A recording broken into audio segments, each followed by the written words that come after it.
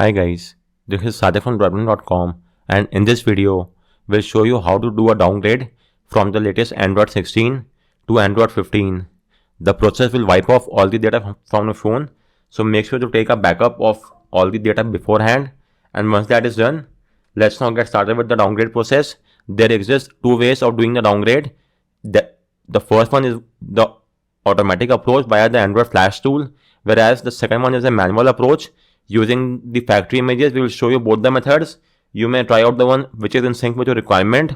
So with that in mind, first off, I'll show you how to do so via the Android Flash tool. So I made a separate guide on the same as well. You could refer to my guide and get the job done, but still let me show you step by step. So first and foremost, you will have to enable USB debugging on your phone as well. So for that, go to the settings menu on your phone. From settings menu, you have to go to about phone and tap on build number 7 times. You will get a prompt that you are now a developer. So go to system and you should now see developer option.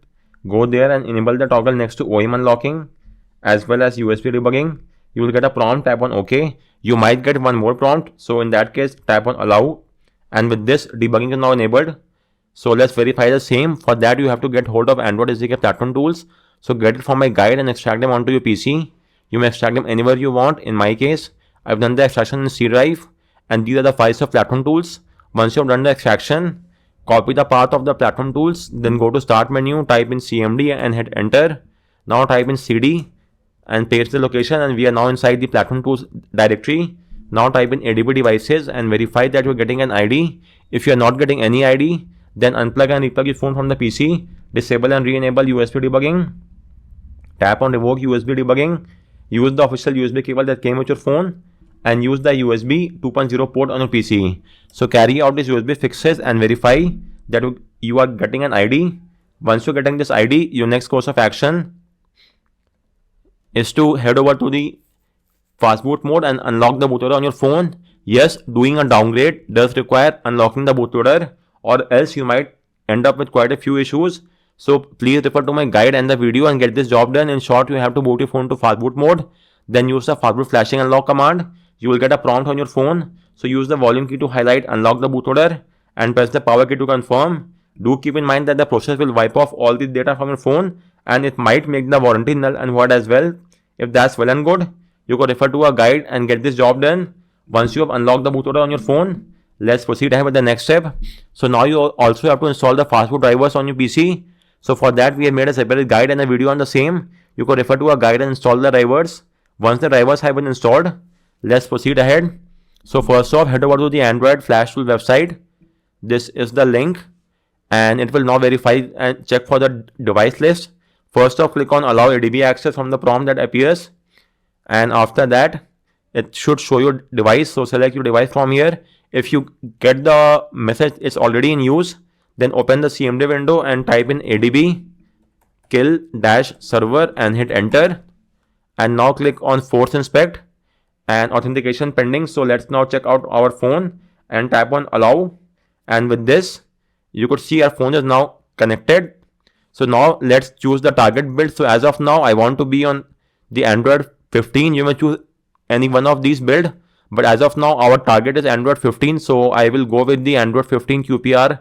Let's say the latest, which is the beta 1. So let's choose that, and I want to leave the bootloader unlocked. So I will uncheck it. It's highly recommended that you do the same as well.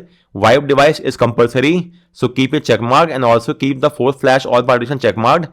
Just uncheck lock bootloader and click on install build and verify everything is well and good. So we are flashing the Android 15 QPR to beta 1, which is the latest Android 15 build. And on the phone is correct as well. So click on confirm and I accept. And it will now download the latest Android 15 build on your PC.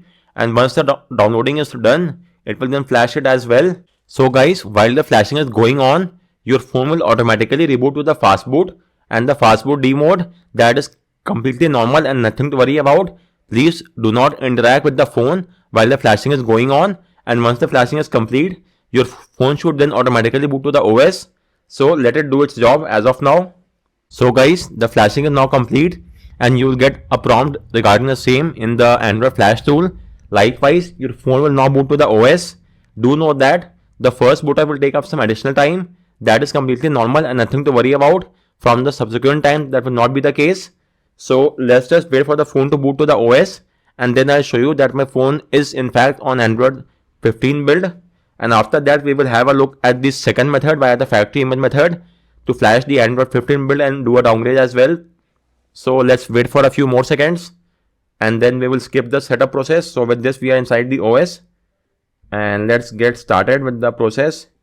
I am skipping the Wi-Fi. If you want, you may connect your phone to Wi-Fi and then restore the data from your Google account, but as of now, I'm skipping that as well. Let's accept the terms and condition and skip this as well. And as you could see, we are now inside the latest Android 15 build. Let me show you that once again. So about phone, and as you could see, we are now on the latest Android 15 build. So guys, this was the first method to downgrade from Android 16 to Android 15. Let me now show you the second method to get this job done. So in this regard, we will be using the factory image, and you will have to carry out a few steps manually. So for that, your first course of action is to get hold of Android SDK platform tools. So get it from my guide and extract them onto your PC. You may extract them anywhere you want. In my case, I've done the extraction in C drive, and these are the files of platform tools. Once you've done the extraction, you will now have to enable USB debugging and OEM unlocking. Debugging is required for ADB command, whereas OEM unlocking is required to unlock the bootloader on your phone. So let's now enable both this toggle. For that, go to the settings menu. Then you have to go to about phone and tap on build number 7 times. Then go back, and now you have to go to system, and you should now see developer option. Go there, enable the toggle next to OEM unlocking and USB debugging. You will get a prompt on your phone. Tap on OK. You might get one more prompt. So tap on allow, and with this, debugging is now enabled. Let's verify the same. So go to the address bar of platform tools and type in CMD, or you may also go to start menu, type in CMD and hit enter. Then copy the address of platform tools. Then type in CD, chain directory in the CMD window, and paste the location. And with this, you are inside the platform tools directory, as you could see. Now type in ADB devices and verify that you're getting an ID. So let's wait for a few seconds. In my case, the ADB server is restarting, because in the first method which I had shown you regarding the Android flash tool, I had to kill the server, and now I have done the restart of the server. That is why it is restarting now, and we are also getting the ID. If you're not getting any ID, then unplug and replug your phone from the PC, disable and re-enable USB debugging, tap on revoke USB debugging, use the official USB cable that came with your phone, and try doing an ADB kill server, and then start the server once again, and then you should get this ID. Once you're getting this ID, you will now have to unlock the bootloader on your phone. Do note that unlocking will wipe off all the data, and it might also make the warranty null and void as well. If that's well and good, you could refer to a guide and the video and get this job done. In short, simply boot your phone to fast boot mode, then use the fast boot flashing unlock command. You will then get a prompt on your phone. So use the volume key to highlight unlock the bootloader and press the power key to confirm. Once the bootloader has been unlocked, you will then have to re-enable USB debugging on your phone once again. Once that is done, you will now get hold of the Android 15 firmware from the link that I've given, and this is the official link. So get hold of your phone name from here. For example, in my case, it's the Pixel 6a Blue Jay. Scroll downwards and download the Android 15 build. Make sure it corresponds to your carrier. If it's carrier unlocked, then download the without that. So in my case, it's a carrier unlocked phone. So I will get hold of this build. Apart from that, you could also see it has a Google Fi as well, but that is only for the carrier locked devices for running the Google Fi. And so get hold of the latest Android 15 build from here. Hit the link button and it will now download the file. Once you have got the zip file, it will be something like this. Let me show you. So this is the latest Android 15 build. You will have to extract it as well. So right click on it and select extract all, and it will be extracted, and you will then get the following files. As you could see over here, these are the files which we have got. So extract it and go to this folder. Now you will have to boot your phone to fast boot mode. So type in ADB reboot bootloader and hit enter, and your phone will now reboot into fast boot mode in a few seconds. So let's just wait for that to happen, and then we will move ahead with the downgrade process. In the meantime, type in fast boot devices and verify that you are getting an ID.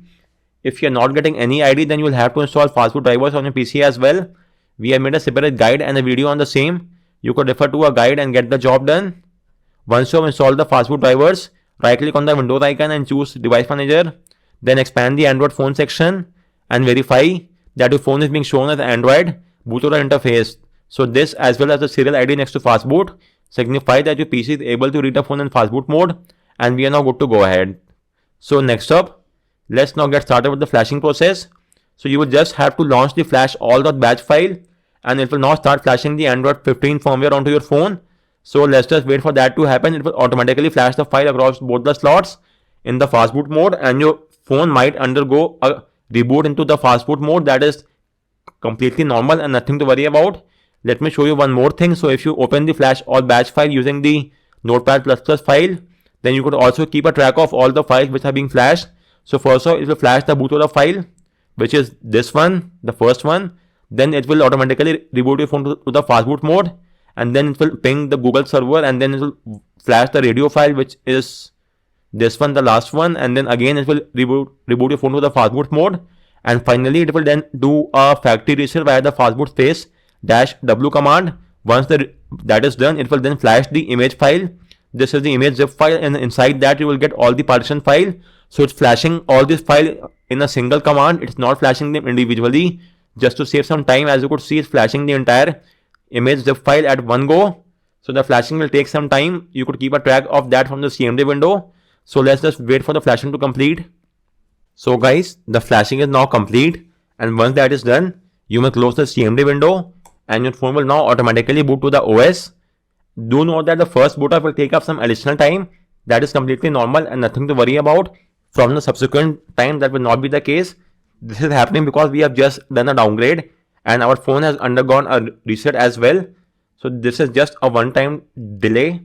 Let's just wait for the phone to boot up, and then we'll verify that the flashing has been done successfully with the Android 15 build, and our phone should now boot to the OS in a few seconds. So let's just wait for that to happen, and let's get started. As of now, I'm skipping the initial setup process, and I will take you to the OS directly.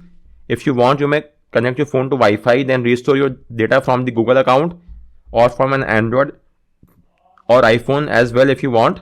So as of now, I'm skipping all of them. Let's skip this as well, and with this we are inside the Android 15 build.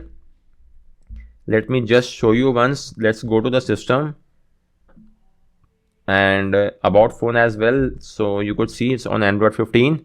So guys, these were the two different methods using which you could do a downgrade from Android 16 to 15. The methods were the Android flash tool and the flashing of the factory image. Both of the methods are near about same. In thing is that a factory reset is a must. It's just that in case of Android flash tool, it's done manually, whereas in case of the factory image, you will have to boot your phone to the fastboot mode manually and get hold of the Android SDK platform tools. Whereas all these are not required in Android flash tool. Even without this, you just need to have the required ADB drivers, and the flash tool will take care of it automatically. But you are free to choose any of these two options. Just keep in mind to take a backup beforehand, and you're good to go. So on that note, we round off this video. If you have any queries with regard to any of the steps, do let me know in the comment section, and thanks a lot for watching.